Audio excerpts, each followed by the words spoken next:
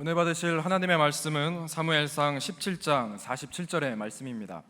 사무엘상 17장 47절의 말씀입니다. 구약성경 438페이지에 있습니다.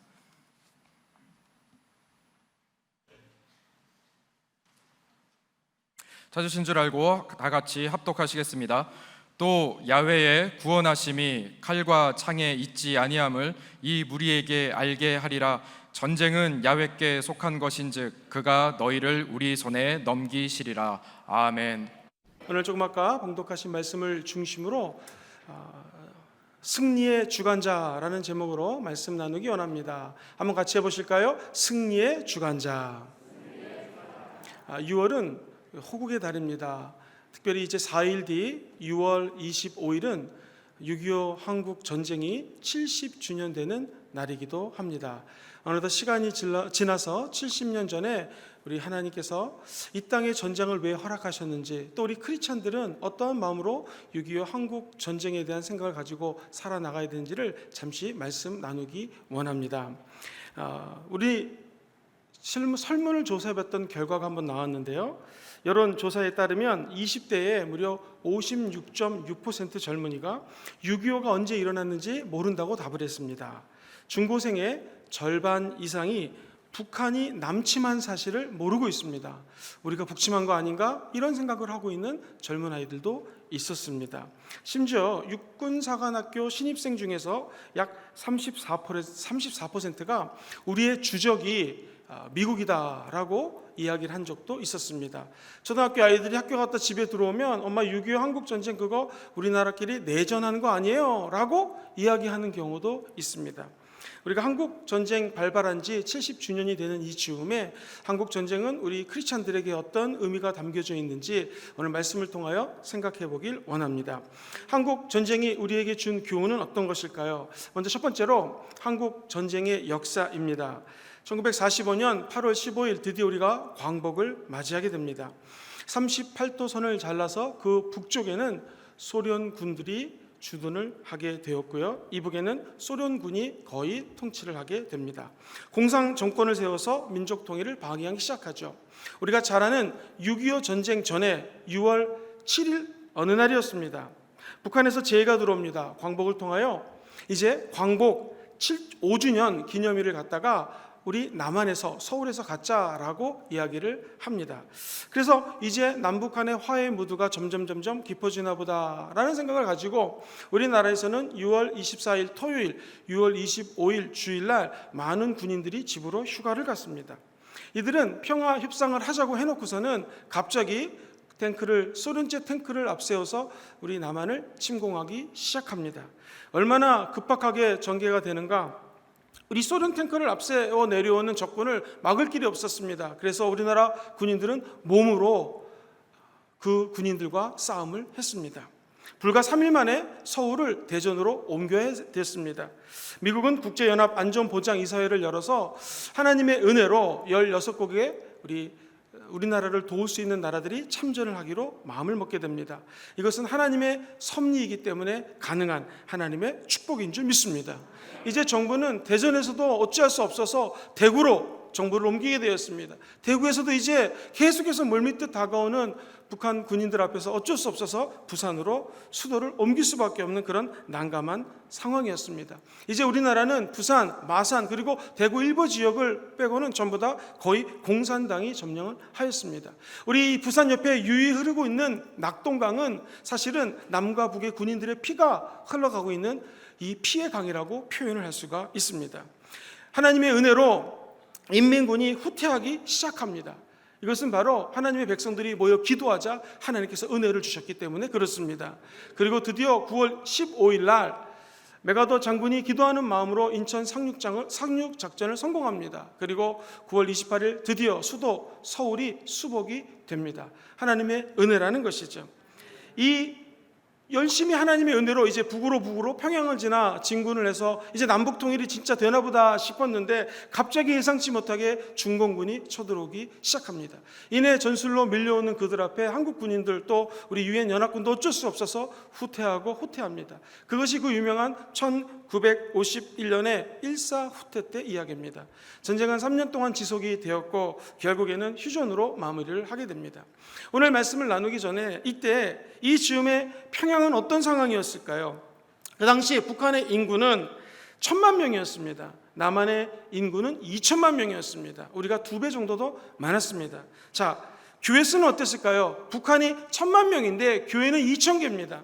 남한은 500개밖에 되지가 않습니다. 북한이 인구는 적은데 훨씬 더 많은 교회를 가지고 있었습니다. 성도는 북한이 30만 명의 예수 믿는 사람들이 있었고 우리 남한은 5만 명밖에 없었습니다. 1907년 평양 장대현 교회에서 엄청난 하나님의 은혜로 부흥이 일어나기 시작합니다. 신학교, 평양에 있는 평양신학교가 한국 신학교의 모델입니다. 신앙적인 면에서 평양은 누가 봐도 한국의 예루살렘이었습니다. 그런데 왜 이 북녘 땅에 암흑과 공산주의가 판을 치게 되었을까요? 도대체 유교의 원인은 무엇입니까? 물론 그냥 역사적으로 정치적으로 보면 김일성의 정치 야욕이었겠죠. 그러나 영적으로 보면 아주 귀한 진리가 담겨져 있습니다. 수많은 선배 목사님들이 이 유교에 대한 글을 쓰면서 이렇게 신학자들은 이야기를 합니다. 그것은 우리 민족의 죄악이 그 밑에 깔렸다라는 것입니다. 한번 들어보십시오. 1938년도 9월 10일이었습니다. 그날 제27회 장로회 총회가 열리게 됩니다. 그때 신사참배를 가결하게 됩니다. 그래서 교회에서는 일본의 신도 앞에 절을 하기 시작합니다. 일본 황제를 신으로 모시기 시작합니다. 일황을 이제 우리나라의 왕으로 모시기 시작하는 것이죠. 여러분, 국민의례가 되었습니다 라고 하면서 아직 믿음이 연약한 성도들에게 우상 숭배를 권장하는 죄를 범하고 맙니다. 무엇보다도 온 교회가 다 전부 우상 숭배 속으로 빠져들게 되는 것이죠. 더 마음이 안타까운 것은 그 당시 교회의 종을 팔아서 일본 치하에 있을 때에 그것을 무기를 만들라고 헌납을 하게 됩니다. 신앙의 절개를 지키는 목사님들, 전도사님들은 전부 다 잡아다가 감옥에 집어넣게 됩니다. 그리고 더 무서운 것은 이 감옥에서 온갖 고통을 당하다가 천국 간 주의 종들이 많았습니다. 자, 이렇게 어려운 시대 일제 치하에서 우리 민족이 죄를 졌습니다. 드디어 8.15 해방을 맞이했습니다. 할렐루야. 1945년 회개하고 하나님께 나아가야 되지 않겠습니까? 그런데 이게 웬일입니까?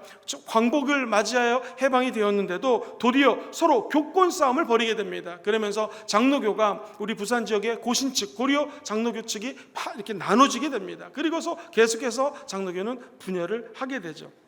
하나님은 이런 우상 숭배하는 사람들을 가만히 두지 않습니다. 민족의 죄를 징벌하기 위해서 전쟁을 통하여 성도들을 자각시키는 것이죠. 우리는 6.25를 기억하면서 하나님 앞에 범죄하는 것이, 특별히 우상 숭배하는 것이 얼마나 무서운 죄인지를 깨달아야 됩니다. 성경을 보면, 사사기를 읽어보면 수없이 많은 전쟁이 반복이 됩니다. 패배하고 사람들이 죽습니다. 그리고 압제하는 나라들이 와서 압제를 시작합니다. 우상 숭배 때문에 이러한 일이 벌어집니다. 11개 상하를 읽어보십시오. 수많은 왕들이 나옵니다. 이때 솔로몬 왕이 말년에 이방 여인들을 많이 아내로 맞이하면서 이상과 사신들이 나라에 들어오게 됩니다. 그러면서 어떤 결과가 나타나게 됩니까? 남과 북으로 이스라엘 나라가 나눠지게 된다는 것입니다. 이처럼 하나님은 우상 숭배를 싫어합니다. 우상은 믿지 않는 자들이 자기가 만들어 놓은 신 앞에 절하는 것, 이것을 우상 숭배라고 합니다. 그러나 우리들도 하나님보다 더 사랑하는 게 있다면 우상 숭배가 될 수 있습니다. 오늘 이 예배 나오신 모든 분들은 먼저 마음을 다하고 뜻을 다하고 힘을 다하여 야훼 하나님을 사랑하는 하나님의 자녀들 되기를 주의 이름으로 축원합니다.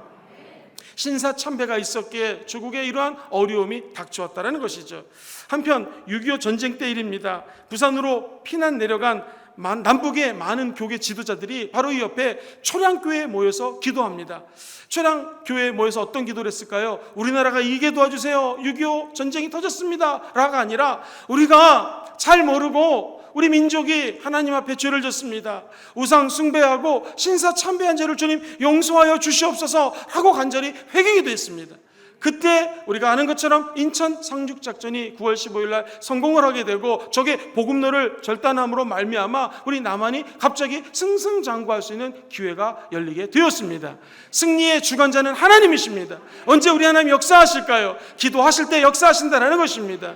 이렇게 우리가 남과 북이 싸웠던 것처럼 믿는 사람들은 끊임없이 영적 전쟁에 노출되어 있습니다. 싫든 좋든 마귀는 지금도 저와 여러분들을 향하여 도전하는 것이죠. 기억하십시오. 회개하는 자 자에게 하나님은 은혜를 더하여 주시는 것입니다. 하나님께서 이 회개 소리를 들으시고 서울이 수복되게 하고 하나님의 영광을 다시 되찾게 되었다라는 것입니다.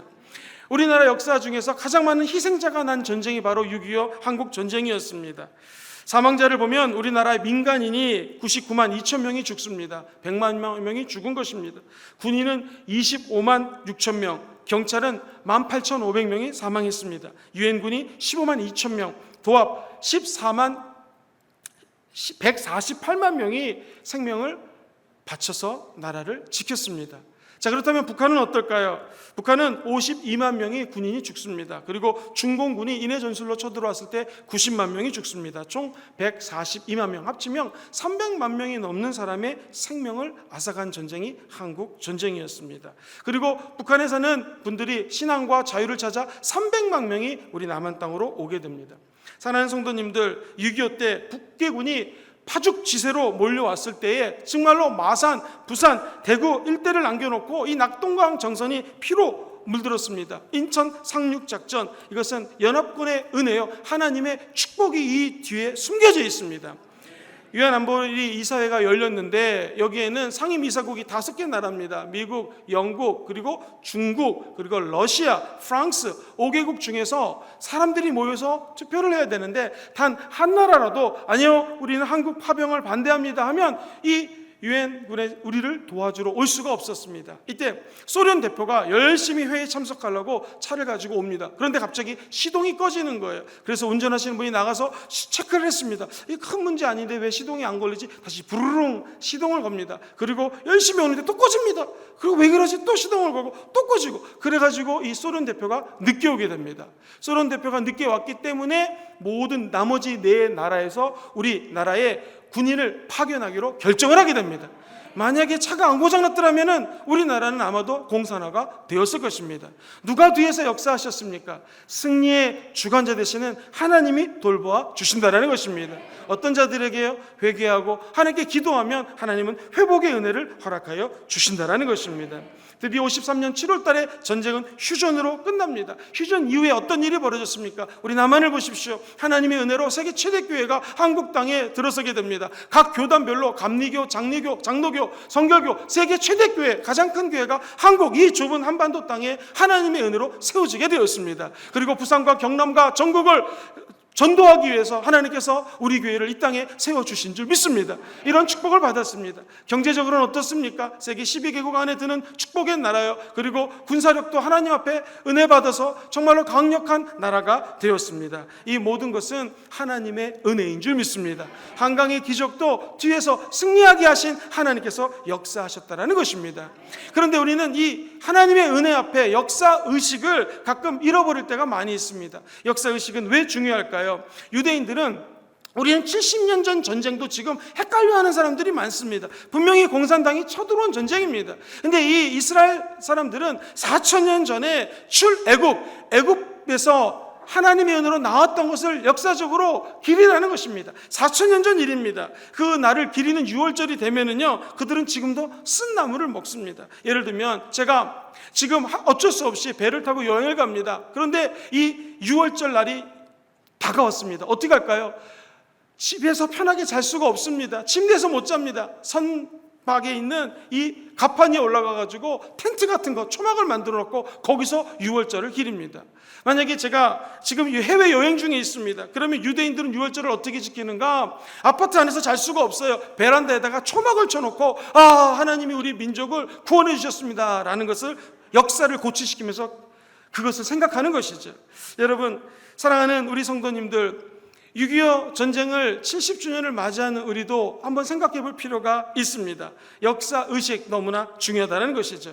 지금 미국 하와이의 진주만에 가면 그 당시 일본이 폭격기를 가해가지고 가미가제 특공대가 나라를 완전히 자기들 나라는 사랑하는 마음으로 그냥 자살을 하는 특공대가 비행기를 가지고 아리조나호를 갖다가 공격을 했습니다. 지금도 그 굴뚝에는 적혀져 있는 글이 있습니다. 진주만을 기억하라는 것입니다. 1,500명의 전사자의 이름을 거기다 적어놨습니다. 우리가 어떤 죄도 용서함 받았기 때문에 용서해야 됩니다. 그러나 우리 역사적인 내용들은 기억해야 됩니다. 그리고 그것을 철저히 오늘날에 다시 적용해야 된다는 것입니다.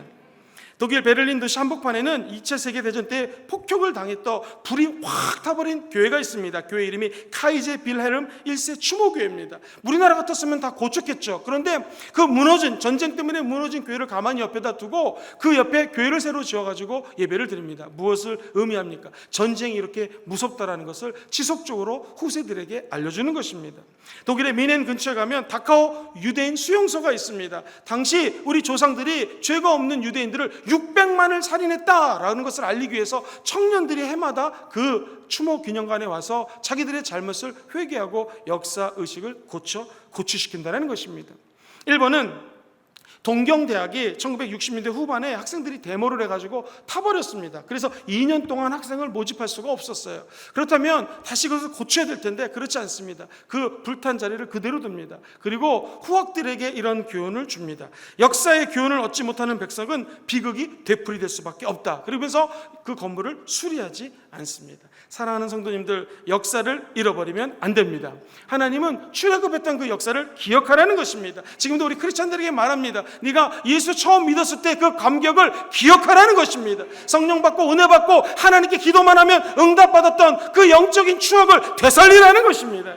우리는 민족의 역사의 아픈 상처 가운데서 그 역사를 잊지 않고 기억해야 되는 것처럼 내 신앙의 역사도 기억하고 하나님께 감사하는 귀한 신앙인들 되시기를 주의 이름으로 축원합니다. 민족에 대한 역사의식 유대인들에게 배울 필요가 있습니다. 독일의 히틀러가 600만 동포를 사망시켰던 것을 이스라엘 백성들은 잘 기억합니다. 그래서 지금도 예루살렘에서 텔아비브까지 가는 거리에 세상에 종려나무를 600그루를 심어놨습니다. 무슨 것을 의미합니까? 죄 없이 우리 동포가 600명이 죽었다는 것을 알리기 위함이죠. 이스라엘 예루살렘에 가면 600만 학살 추모관 야드바셈이라는 곳이 있습니다. 600만 동포가 희생되었기 때문에 추모하자는 것이죠. 그때 해마다 유치원 어린이들이 와가지고 그곳으로 모금을 하고 자기 역사를 고찰하게 됩니다. 로마가 쳐들어왔을 때 이스라엘 최후의 항전지 사해가 내다보이는 요새 마사다가 있습니다. 거기 수많은 청년들에게 기념관을 만들어 놓고 우리 조상들이 이렇게 적군과 싸웠다는 것을 기리고 기념하는 것입니다. 그들은 이야기합니다. 용서는 하되 잊지는 말자라는 것입니다. 우리도 마찬가지입니다. 모든 죄악들을 용서해 주신 하나님을 찬양합니다. 우리도 용서해야겠죠. 그러나 이 역사적인 사실을 잊으셔는 안 된다는 것이죠. 그 두 번째로 이 한국 전쟁의 교훈이 있습니다. 반만년 역사 동안에 우리끼리 싸운 것은 6.25 전쟁 하나였습니다. 사상이 다르다는 이유로 그냥 온 가족을 멸살시켜버립니다. 그리고 충청도에 있는 한 어르신께 들었던 내용인데 그 마을에 사람들이 공산당을 지지하지 않는다는 이유로 전부 다 마을 주민들을 다 불로 태우고 마을을 불질러 버렸던 것을 옆에서 지켜보면서 눈물 글썽글썽 거리시는 장면이 아직도 제 기억 속에 남겨져 있습니다. 3년 동안에 우리나라는 초토화가 되었습니다. 거리에는 부모를 잃은 고아로 넘쳐났습니다. 그리고 깡통을 긋은 거지들이 넘쳐났던 것이죠. 성경은 이야기합니다. 검을 쓴 자는 검으로 망한다라는 것입니다. 하나님은 전쟁을 일으킨 사람들을 심판하신다라는 것이죠. 우리가 알아야 될 것이 있습니다. 기독교와 공산주의는 너무나 틀립니다. 기독교는 유일사상입니다. 유일신사상입니다. 하나님 아버지를 믿습니다. 그런데 공산주의는 유물사상입니다. 눈에 보이지 않는 하나님 믿지 않습니다. 인격 이런 거 주관적으로 생각할 뿐이지 그게 별로 존중하지 않습니다. 사랑하는 성도님들, 성부 하나님, 성자 예수님, 성령 하나님을 믿으시면 한번 아멘 해볼까요? 공산당은 신을 믿지 않습니다. 이러한 무신론을 이길 수 있는 방법은 오직 하나님이 역사하실 때 가능하다는 것이죠. 모세는 40년 동안의 광야의 삶을 끝내고 우리 이스라엘 백성들이 저 적과 꿀이 흐르는 가나안 땅에 들어가면 혹시라도 역사를 잊어버릴까 봐 이렇게 얘기합니다. 이스라엘 백성들이요, 우리가 광야의 40년을 잊어서는 안 됩니다. 우리도 마찬가지입니다. 6.25 전쟁이 사상의 대립이었다면 그 이후에 공산주의는 하나님께서 구소련을 허무시고 러시아로 바꾸게 되고요, 많은 나라를 독립시킵니다. 알바니아 땅을 여신 하나님, 결국 공산주의가 무너지는 것을 우리는 눈으로 목격하게 된다는 것입니다. 그렇다면 제가 드리는 말씀은 마냥 공산주의가 나쁘다라는 것이 아니라 왜 이렇게 나쁜 전쟁들이 터졌는가? 사실 엄격히 따지면 예수 믿는 저와 여러분의 죄 때문에 그렇습니다. 왜 그런가? 당시 러시아 구소련은 예수 믿는 사람들이 9천만 명이었습니다. 주의 종들이 6만 명이 넘었습니다. 그리고 공산주의자들은요 4만 5천 명밖에 없었습니다. 예수 믿는 9천만 명과 4만 5천 명의 공산주의자 비교할 수 없습니다. 그러나 높에 있는 예수 믿는 자들의 행동이 잘못되었고 상대적 박탈감과 허탈감을 느꼈던 4만 5천 명의 공산주의자들이 결국 소련을 공산화시키고 맙니다. 역사를 공부해보면 중국도 마찬가지였습니다. 결국 예수 믿는 자가 어떻게 생활을 하느냐에 따라서 틀려진다는 것이죠. 우리의 삶을 통하여 예수님의 향기가 바라게 되기를 주의 이름으로 축원합니다. 고관 대작들의 잘못이 소련의 공산주의의 불길을 당기게 되었고 소련의 10월 혁명이 이렇게 일어나게 되었던 것입니다. 우리 모두 예수 믿는 자답게 아름다운 사랑을 전하고 다른 사람을 용서하고 품는 그러한 사랑의 공동체가 되시기를 주의 이름으로 축원합니다. 성경적으로 볼 때 이 공산주의는요 어쩜 그렇게 악과 똑같은지 모릅니다. 사단의 조직하고 똑같아요. 에베소 6장 12절은 정사와 권세와 이 어둠의 세상 주관자들과 하늘에 있는 악한 귀신들, 영들, 즉 이렇게 피라미드 조직으로 사단이 조직화되었다라는 것입니다. 공산주의의 특징은 그 핵심 리더를 중심으로 그것이 이렇게 사단처럼 피라미드 조직으로 되어 있습니다. 그리고 자기 개인의 자유와 자기의 의견을 발설할 수가 없습니다. 한 사람의 생각과 틀리면 전부 다 죽음을 달리할 수밖에 없는 그런 구조적인 문제가 있다는 것이죠. 이 공산주의를 창설했던 칼 막스의 얘기를 들어보십시오. 신은 필요 때문에 고안된 정신적인 허구다. 즉 하나님은 없다라는 거예요. 허구라는 것입니다. 그리고 공산당 선언문에서 이렇게 얘기합니다. 전 세계 노동자들이여 다 같이 단결합시다. 그리고 저 자본주의자들, 돈 많은 사람들의 재산을 뺏어가지고 공동소유로 만듭시다. 멋있는 말 같습니다. 그러나 그것은 실현화되지 않았습니다. 자기의 의견을 따르지 않으면 무조건 반동으로 처단합니다. 그리고 투표를 하면 100% 투표가 나옵니다. 어찌 100% 투표가 나올 수가 있겠습니까? 사랑하는 성도님들, 우리 크리스찬들은 기억해야 될 것이 있습니다. 6.25 전쟁으로 불타버린 교회가 2122개였습니다. 잡혀가거나 돌아가신 목사님이 523명이었습니다. 불에 탄 가옥이 60만 채였고요. 미망인은 20만 명이었고 전쟁 고아가 10만 명이 나왔습니다. 무시무시한 한국 전쟁. 단순한 역사의 한 페이지로 치부할 것이 아닙니다. 우리가 하나님 앞에 기도하여 다시는 이런 6.25 같은 정말 비극적인 전쟁이 일어나지 않게 위해서 기도해야 될 줄 믿습니다. 한국교회 교훈은 무엇입니까? 기도하면 하나님이 도와주신다는 것입니다. 베드로전서 5장 9절 말씀을 같이 한번 읽어보겠습니다. 시작. 너희는 믿음을 굳건히 하게 하여 그를 대적하라. 한 번 더 읽어볼까요? 시작. 너희는 결국 우리나라가 왜 힘들었습니까? 왜 어려움에 봉착했었습니까? 힘이 없었기 때문입니다. 우리가 믿음으로 신앙의 힘을 길러야 됩니다. 믿음의 힘을 길러야 된다는 것입니다. 그리고 신앙의 잠에서 깨어 일어나야 된다는 것이죠. 이 마지막 때는 처치에 기근이 있고 전쟁이 있고 어려움이 있습니다. 주님이 오시는 발자국 소리가 정말 들리는 것 같은 아직 마지막 때를 살고 있습니다. 아브라함처럼 바랄 수 없는 중에 바라게 되시기를 주의 이름으로 축원합니다. 저도 늙었고 내 아내도 늙었는데 어찌 아기가 태어날 수 있겠습니까? 아닙니다. 하나님 역사하시면 여러분을 통하여 영적인 자녀들이 태어나게 되어 있습니다. 약해지는 마음이 들 때 더욱더 강한 믿음을 가지셔야 됩니다. 실제로 코로나 이유 때문에 코로나 블루라고 하는 것이 생겼습니다. 그것은 무엇인가? 마음이 우울해지는 거예요. 특별히 많은 우리나라 국민들이 감기만 조금 걸려도 이거 코로나 아니야? 조금만 콜록콜록 기침해도 코로나 걸린 거 아니야? 여러분 강하고 담대하십시오. 하나님이 도와주십니다. 의심하지 말고 더욱더 확고한 믿음을 갖게 되기를 주의 이름으로 축원합니다. 하나님은 약속하신 것을 이루어 주십니다. 그 좋으신 하나님을 믿고 기도하면 기적이 일어날 것입니다. 이제 마지막 큰 세 번째로 이 호국의 달을 맞이하여 한국 전쟁을 내 삶에서 어떻게 적용할 수 있겠습니까? 내 삶에 실천할 것은 무엇입니까? 라고 물어본다면 역시 조그만 두 가지를 말씀드리겠습니다. 첫 번째는 저 여러분들이 깨어 있어야 됩니다. 한번 따라해 볼까요? 깨어 있어야 합니다. 준비해야 된다는 말입니다. 지혜로운 사람은 항상 준비를 하고 예비를 하고 대비를 합니다. 보이스카우트 어렸을 때 하신 분들이 있습니까? 그때 보이스카우트 모토는 무엇인가? 이것입니다. 준비하고 있으라. Be prepared. 맨날 했습니다. 준비, 아예 구어가 충성 이게 아니라 준비였습니다. 이게 무슨 뜻인가? 항상 준비하고 있어야 된다는 것입니다. 한 16년 전에 제가 목사가 되고 목사 안수를 받고 당시 여의도 순복음교회 당회장님이셨던 조영규 목사님을 찾아뵙습니다. 목사님이 목사 안수 받은 젊은 종들에게 이렇게 말씀하셨습니다.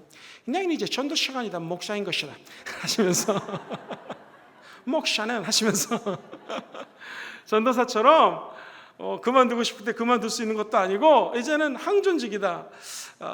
너희들 특별히 기도원의 300명 용사들을 기억해야 된다. 목이 마르다고 물을 마실 때 머리를 툭 집어넣고 마시면 안 되고 떠서 예의주시해서 항상 어느 일이 벌어질지 모르니까 준비하는 마음으로 물을 마시는 그러한 기도원의 300용사가 되라는 것입니다.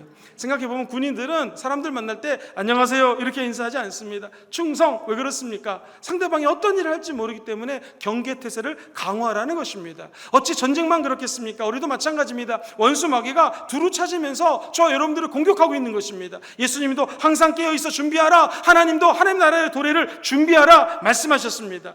여러분 생각해보면 우리 하나님이 심판할 날이 각 개인 한 사람 한 사람 다 존재한다는 것입니다. 언제인지 모르지만 우리가 다 예수 믿기 때문에 천국 가게 될 줄 믿습니다. 그럼 하나님은 예수 믿는 사람은 천국, 믿지 않는 분들은 죄송합니다만 심판의 불이 타고 있는 요한계시록 말씀처럼 지옥에 가게 되어 있습니다. 그럼 우리는 예수 믿은 자들은 천국에 가면 상급 심판이 있어요. 천국 갔다고 만족하시면 안 됩니다. 정말로 열심히 믿고 헌신하고 하나님 나라를 진정 사랑했던 사람들은 하나님의 면류관이 지어주게 된다는 것입니다.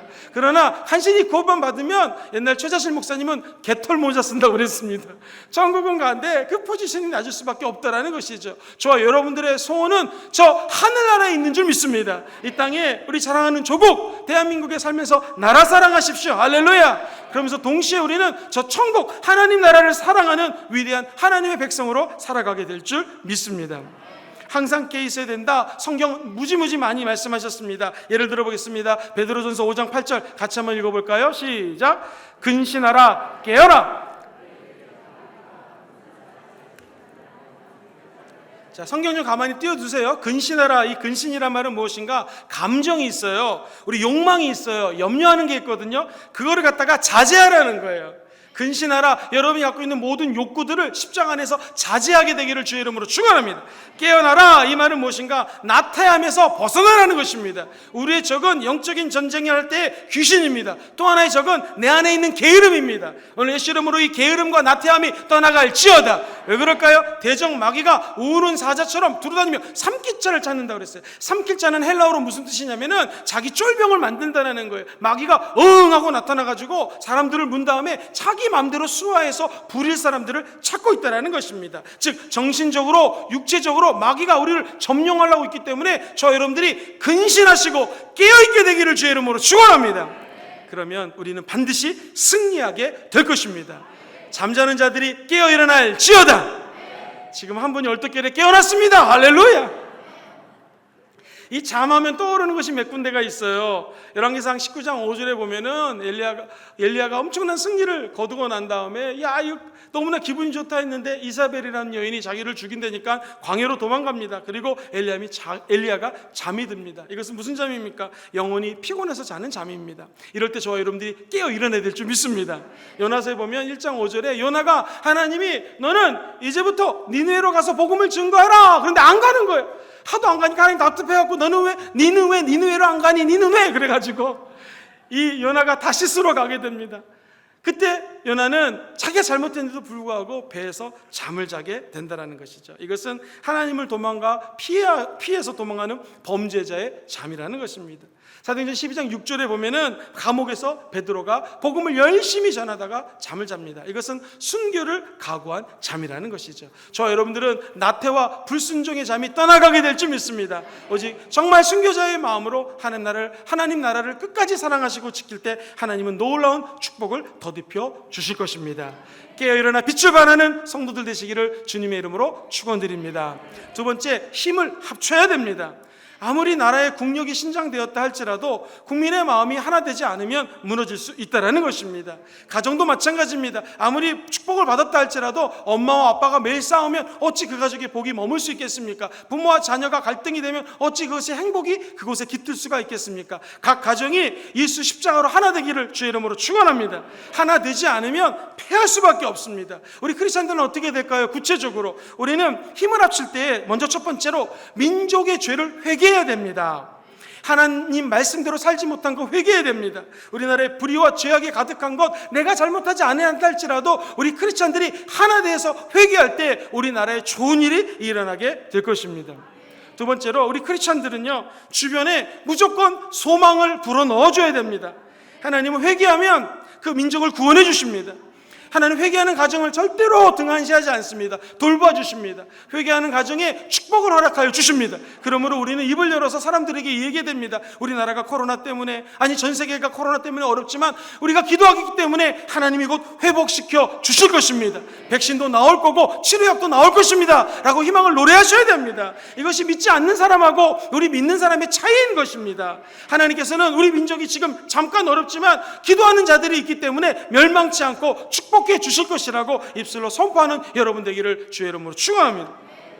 목사가 되보니 옛날에 잊혀졌던 친구들이 가끔 전화가 옵니다. 요즘에 잡을 잃어서 힘든 친구들도 전화 오는 경우가 있고, 우리가 흔히 부러워했던 우리나라 최고 대학 나와서 월급이 얼마나 많이 받는지 모릅니다. 그리고 아이들도 잘 크고, 그런데 전화가 와서 하는 말이 코로나 때문에 불안하기도 하고 심신이 연약하니 자기가 지금 이 큰 대기업의 임원직으로는 마지막이래요. 곧 이제 쉽게 얘기해서 옷을 벗어야 되는데 앞길의 진로 때문에 너무나 힘이 들다, 좀 기도 좀 해달라, 이렇게 얘기를 합니다. 그때 우리 크리스찬이 하는 말은 무엇입니까? 무조건 희망을 노래하셔야 됩니다. 우린 예수님이 함께하기 때문에 감사로 하나님을 찬양하는 메시지가 우리의 입술을 통하여 전파되어야 됩니다. 옆에 있는 분들이 힘들다고 얘기하면 같이 힘들어하지 마십시오. 그분에게 소망을 나눠주시게 되기를 주의 이름으로 축원합니다. 그럼 사람들이 이렇게 생각할 것입니다. 야, 예수 믿는 사람은 좀 틀리구나. 이 어려움 가운데도 웃고 기뻐하고 하나님을 찬양하는구나. 나도 저 예수를 믿어야지. 우리 사랑하는 순복음 금종교회 모든 가족들이 이렇게 입술로 희망을 노래하고 감사를 선포하는 아름다운 하나님의 자녀들 되기를 주의 이름으로 축원합니다. 뿐만 아니라 우리 예수 믿는 사람들은 성령 운동해야 됩니다. 할렐루야. 왜냐하면 마음을 기뻐하고 소망을 선포하는 것은 인간의 힘으로 되지 않습니다. 성령님이 임재해 주셔야 됩니다. 기독교 역사를 보십시오. 부흥의 열매는 성령이 역사하셨기 때문입니다. 한 나라가 거듭나는 것 성령님이 도와주셨기 때문입니다. 사업이 쫄딱 망했다가 세워지는 것 성령이 도와주셔야 됩니다. 내 마음의 우울과 좌절과 이 조울증, 우울증 무너뜨릴 수 있는 것 성령이 도와주셔야 됩니다. 여러분, 성령을 의지하여 기도하십시오. 그때마다 성령이 강력히 역사하실 것입니다. 특별히 우리 교회는 금요철 예배가 너무나 뜨겁습니다. 철에 나와서 기도하십시오. 성령 충만함 받으십시오. 방언 안 받으신 분은 받으십시오. 받으신 분들은 새 방언 받으십시오. 그때 성령님은 여러분들을 도와주실 것입니다. 새벽 예배, 수요예배, 예배 나와서 기도하는 분들에게 성령은 충만히 임하실 것이고 결국 영적인 부흥이 깃들게 될 것입니다. 저 여러분들이 꼭 기억하셔야 됩니다. 인간의 힘은 언제나 한계가 있습니다. 오늘 성경 말씀은 한참 전쟁을 일으킬 때에 가장 힘들 때에 이렇게 사무엘상에 적혀져 있습니다. 같이 한번 오늘 본문 말씀 읽어보겠습니다. 시작. 또 야훼의 구원하심이, 전쟁은 야훼께 속한 것인즉 그가 너희를 우리 손에 넘기시라. 전쟁은 누구에게 속해 있어요?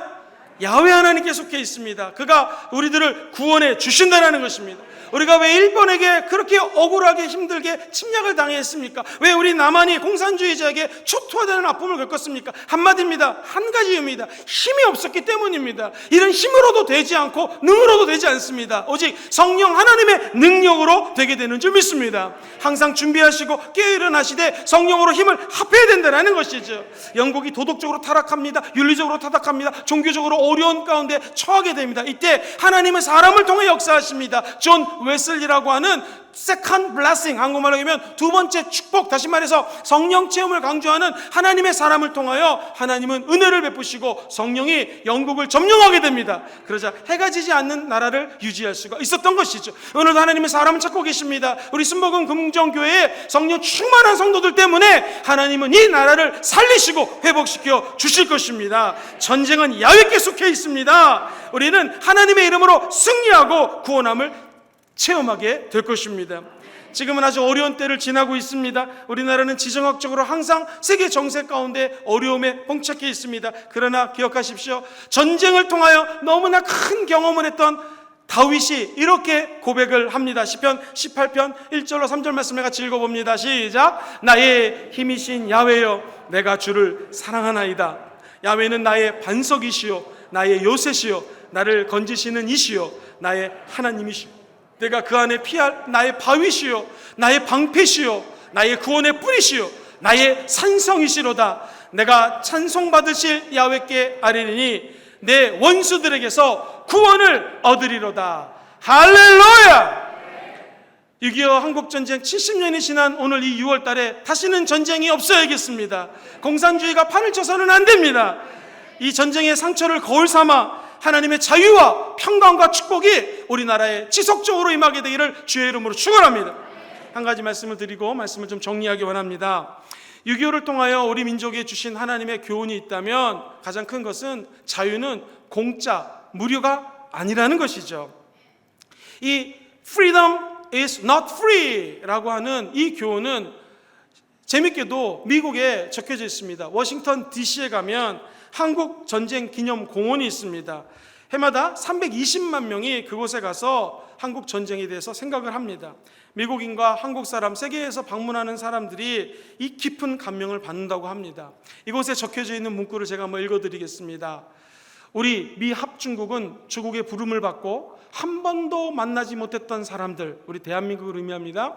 전혀 알지도 못했던 나라의 자유를 위해 달려갔던 자랑스러운 우리의 아들, 딸들에게 경의를 표한다. 그리고 은색 글씨로 불멸의 메시지가 적혀져 있습니다. 자유는 결코 공짜가 아니다.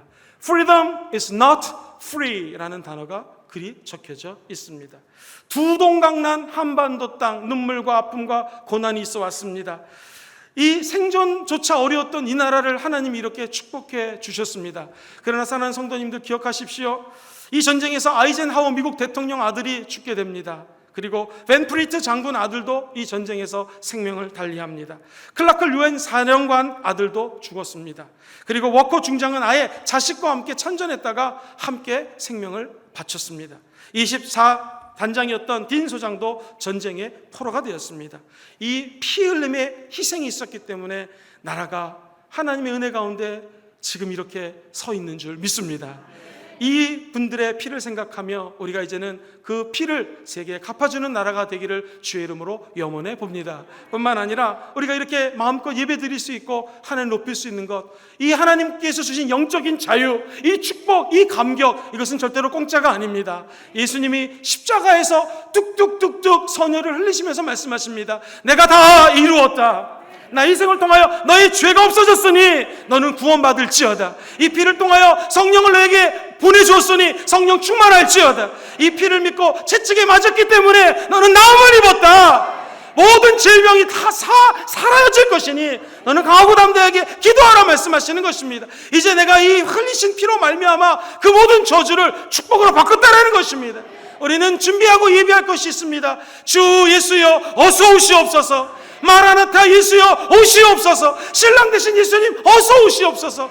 우리는 굴복하지 않습니다. 두려워하지 않습니다. 왜냐하면 신랑 되신 예수님이 우리와 함께 있기 때문입니다. 그분의 피값으로 사신 이 교회에 성령의 충만함과 은혜가 지속적으로 펼쳐지게 되기를 주의 이름으로 축원합니다. 승리의 주관자는 하나님이십니다. 우린 6.25 전쟁을 모든 사람들을 용서하되 잊지 말아야 될 줄 믿습니다. 저는 세 가지를 말씀드렸습니다. 첫 번째, 한국 전쟁의 역사입니다. 이 안타까운 역사 현장 가운데, 고난 가운데 하나님은 은혜를 베풀어 주셨습니다. 그리고 두 번째, 역사 의식의 중요성에 대해서 말씀을 드렸습니다. 그 두 번째로 한국 전쟁의 교훈은 무엇이었습니까? 기독교와 공산주의는 완전히 틀립니다. 자유를 끝까지 지키는 저와 여러분 되기를 주의 이름으로 축원합니다. 우리는 믿음으로 기도해야 됩니다. 하나님께서 전쟁을 멸하시고 승리의 주관자는 우리 야훼 하나님이기 때문에 그렇습니다. 한국 전쟁을 삶에 어떻게 우리가 적용할 수 있겠습니까? 저 여러분들이 깨어 일어나 빛을 발하십시오. 그리고 우리 교회가 하나가 되어서 나라 민족을 위해 기도하고 교회를 위해 기도할 때 하나님의 은혜가 이 가운데 임하게 될 것입니다. 그 축복이 여러분 삶에 함께 하시기를 예수님의 이름으로 축원합니다.